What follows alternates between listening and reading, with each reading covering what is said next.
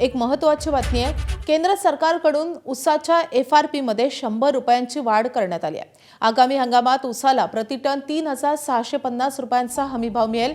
केंद्राकडून ऊसाचा सरासरी उत्पादन खर्च प्रतिटन 1820 रुपये गृहीत धरण्यात आला आहे। शेतकरी नेते राजू शेट्टी 100 रुपयांच्या या निर्णयावर नाराज आहेत। प्रतिटन 300 रुपयांची वाढ हवी अशी राजू शेट्टींची मागणी आहे।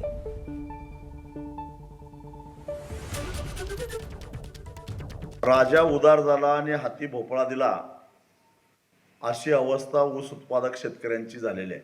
हंगामामध्ये गाळपास जाणाऱ्या ऊसाला केंद्र सरकारनं 3650 रुपये FRP जाहीर केलेली आहे। एवढंच नव्हे तर निर्लज्जपणाचा कळस म्हणजे ऊसाचा उत्पादन खर्च हा 1 टनाचा 1820 रुपये त्यांनी दाखवलेला आहे।